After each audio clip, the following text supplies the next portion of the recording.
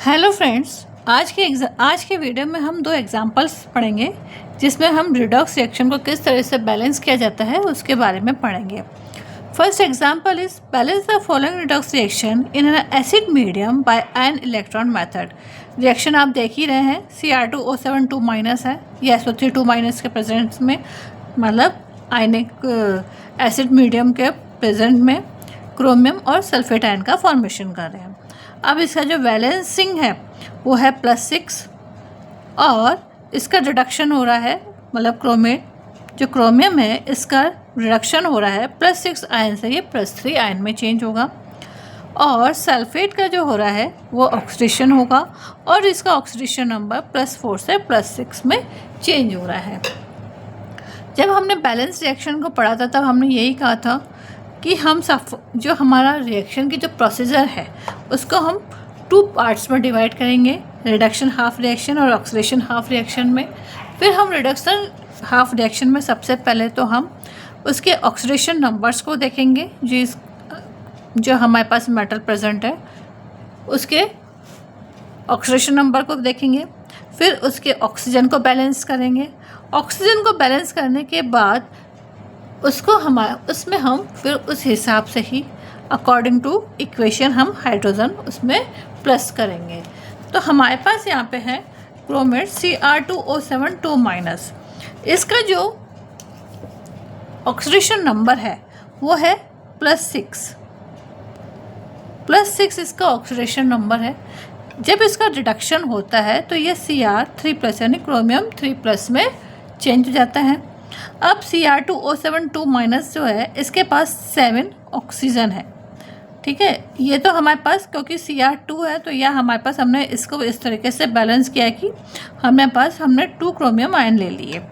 अब इसके पास 7 ऑक्सीजन है तो 7 ऑक्सीजन के अनुसार हमने इसमें 7 वाटर के मॉलिक्यूल्स को जोड़ दिया तो 7H2O हो गया। इक्वेशन हम देख ही रहे हो, Cr2O7 माइनस 2 Cr3 + 7H2O। अब क्योंकि ऑक्सीजन बैलेंस हो गया, क्रोमियम बैलेंस हो गया, अब हमारे पास हमने क्योंकि यहाँ पे वाटर मॉलिक्यूल को जोड़ा है तो वाटर मॉलिक्यूल को जोड़ने के हिसाब से हमें हाइड्रोजन को बैलेंस करना है। तो हाइड्रोजन को बैलेंस करने के लिए हम इसमें 14 इलेक्ट्रॉन्स को हम इसमें प्लस कर देंगे, 14 हाइड्रोजन्स को हम इसमें प्लस कर देंगे तो हमारी इक्वेशन बैलेंस हो गई। अब ये बैलेंस दिख रही है। अब हमने इसमें किस तरीके से वर्क किया, हमने कितने इलेक्ट्रॉन्स जोड़े थे, हमने इसमें 6 इलेक्ट्रॉन्स जोड़े थे। तो 6 इलेक्ट्रॉन जोड़ने के बाद हमारे पास क्रोमेट आयन क्रोमियम 3+ में चेंज हुआ, मतलब इसके हमने रिडक्शन करने के लिए 6 इलेक्ट्रॉन्स को प्लस किया है। ये तो हो गई रिडक्शन हाफ रिएक्शन। अब हम इसका ऑक्सीडेशन होगा SO3 माइनस का, सल्फाइड आयन का हो रहा है। सल्फाइड आयन चेंज हो रहा है सल्फेट आयन में। इसमें हमने पहले ही बताया कि इसका ऑक्सीडेशन नंबर +4 से +6 में चेंज हो रहा है, यानी ये अपने 2 इलेक्ट्रॉन को रिलीज़ कर रहा है। जहाँ क्रोमियम अपने 3 इलेक्ट्रॉन्स को जोड़ रहा था वहीं यहाँ पर सल्फाइड आयन सल्फेट में चेंज होने के लिए 2 इलेक्ट्रॉन्स को रिमूव कर रहा है, रिलीज़ कर रहा है। आप यहाँ पे कंफ्यूज नहीं हो कि यहाँ पे 6 इलेक्ट्रॉन्स कैसे आए, क्योंकि हमने यहाँ पे Cr2O7 माइनस था तो इसमें हमारे पास हमने 2 Cr3+ किया। तो इसका मतलब क्या होता है, जब इसने 3 इलेक्ट्रॉन्स लिए यहाँ पर एक एटम ने 3 इलेक्ट्रॉन्स लिए, तो यहाँ पे तो 2 एटम्स है तो 2 इलेक्ट्रॉन्स के हिसाब से 6 इलेक्ट्रॉन्स हो जाते हैं, इसलिए यहाँ पर 6 इलेक्ट्रॉन्स आए हैं। अब सल्फेट आयन में चेंज हो रहा है तो अब इसमें हो जाएगा, हम यहाँ पे क्योंकि यहाँ पे ऑक्सीडेशन हाफ रिएक्शन चल रही है तो सबसे पहले हम इसमें वाटर को जोड़ेंगे। वाटर जोड़ने के बाद क्योंकि ऑक्सीजन हमको बैलेंस करना है तो ऑक्सीजन बैलेंस करने के लिए हमने यहाँ पे एक मॉलिक्यूल वाटर का जोड़ा है।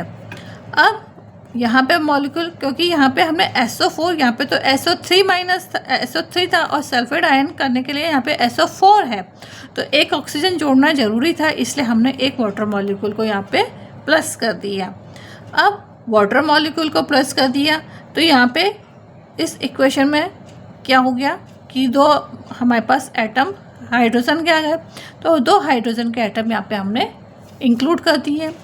अब इक्वेशन को, अब क्योंकि 2 इलेक्ट्रॉन रिलीज़ हुए हैं, ऑक्सीडेशन हो रहा है, तो ऑब्वियसली 2 इलेक्ट्रॉन्स, अगर 2 हाइड्रोजन है तो 2 इलेक्ट्रॉन रिलीज़ हो रहे हैं, तो यहाँ पे 2 इलेक्ट्रॉन्स को हमने रिलीज़ करके दिखा दिया। अब इक्वेशन को बैलेंस करने के लिए हमने पूरी इक्वेशन को 3 से मल्टीप्लाई कर दिया। 3 से मल्टीप्लाई करने पर हमारे पास हो गया 3SO3 2 minus 3H2O 3SO4 2 minus 6 hydrogen और 6 इलेक्ट्रॉन्स हो गए। अब ये तो थी ऊपर वाली इक्वेशन नंबर थी 1 और ये वाली हो गई इक्वेशन नंबर 2। अब हम जब इन दोनों इक्वेशन को कंपेयर करते हैं, या इनको कहो कि एक तरीके से ऐड कर रहे हैं, कंपेयरिंग की जगह अगर हम यहाँ पे एडिशन लिखेंगे तो वो ज़्यादा बेटर लगेगा। जब हमने इन दोनों इक्वेशन को प्लस किया, इक्वेशन नंबर 1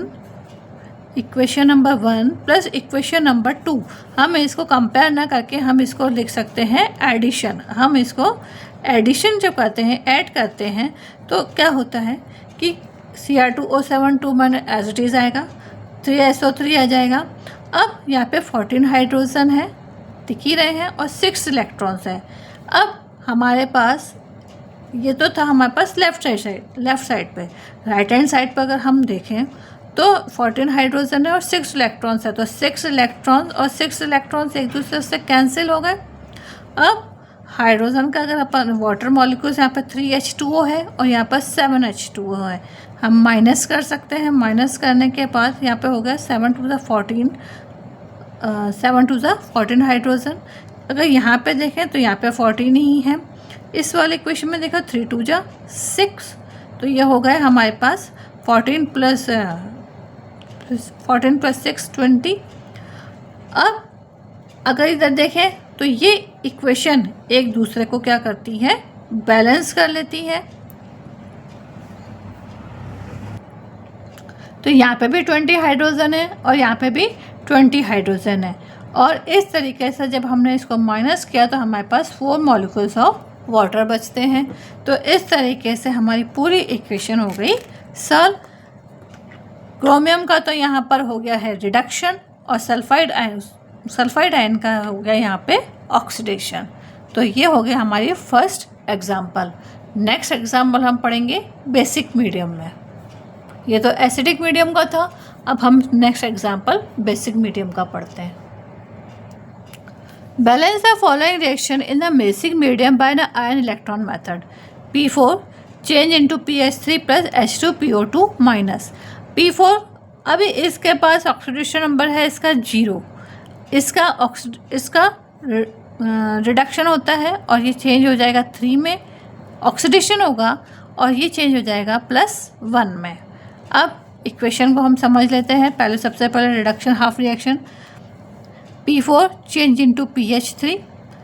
P4 अब यहाँ पे फॉस्फोरस के 4 एटम्स दिखाई दे रहे हैं और यहाँ पे हमारे पास केवल 1 एटम दिख रहा है, एक ही एटम दिख रहा है, तो हमने इसको 4 से मल्टीप्लाई कर दिया और ये 4 PH3 में चेंज हो गया। अब हमारे को इसके हाइड्रोजन को, ये बेसिक मीडियम है इसलिए इसमें सबसे पहले हाइड्रोजन को ही हमको करना है बैलेंस। तो हमने इसके हाइड्रोजन को बैलेंस किया और हमने इसमें जोड़ दिए 12 molecules of water. 12 molecules of water जोड़ते ही इसमें 12 हाइड्रोक्साइड आयन बन गए। जैसे एसिडिक मीडियम में हाइड्रोजन आयन का फॉर्मेशन होता है, वैसे ही बेसिक मीडियम में हाइड्रोक्साइड आयन का फॉर्मेशन होगा। अब इनको हमने बैलेंस किया 12 OH, तो इसका मतलब हमारे पास, क्योंकि हमने इसको 4 से मल्टीप्लाई किया था इसलिए हमारे पास हो जाएंगे 12 इलेक्ट्रॉन्स हो गए। और क्योंकि PH3 यहाँ पे हम देखो 3 आयन नहीं दिख रहे हैं हमारे पास। अब हमने इसको 12 से मल्टीप्लाई कर दिया तो इसका मतलब ये हो गया 12 इलेक्ट्रॉन को ये प्लस कर रहा है या अपने आप में ऐड कर रहा है, तो ये इसलिए 12 इलेक्ट्रॉन्स हो गए, 4pHc प्लस 12 हाइड्रोक्साइड आयन हो गए। अब इसका ऑक्सीडेशन हाफ रिएक्शन देखें तो P4H2PO2 माइनस, मतलब इसमें +1 का ऑक्सीडेशन हो रहा है इसका। इसके लिए हमने क्या किया, क्योंकि हमको यहाँ पे भी क्या करना है, जो हमारा प्रोडक्ट है वो, क्योंकि हमारे पास जो रिएक्टेंट था उसमें फॉस्फोरस के 4 एटम्स हैं, तो हमको 4 से प्रोडक्ट को भी 4 से मल्टीप्लाई करना पड़ेगा।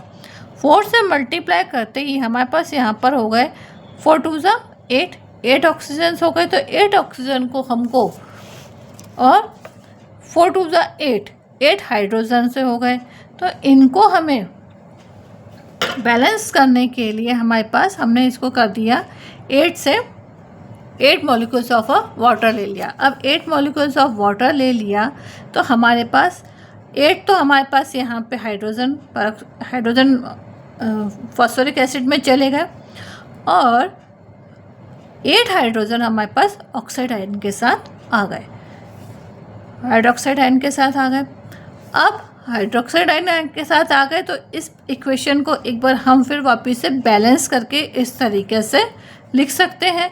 बैलेंस करने के बाद हमने इसको 3 से मल्टीप्लाई किया, और 3 से मल्टीप्लाई करने के बाद हमारी इक्वेशन बन गई 3P4 24H2O plus 24 hydroxide ion, 24 हमारे पास 12 है, हमारे पास 2PO2 माइनस है, 24 ही हमारे पास वाटर के मॉलिक्यूल्स हैं। अब वही इक्वेशन को हम इक्वेशन नंबर 1 और 2 को जब हमने एडिशन किया, एडिशन करने के बाद जो हमारे पास इक्वेशन प्रिपेयर हुई वो बनी हमारे पास, इक्वेशन जो बनी वो बनी 4P4 12H2O plus 12 hydroxide ion forms, जो प्रोडक्ट बन रहा है वो बन रहा है 12H2PO2 माइनस प्लस 4pH3।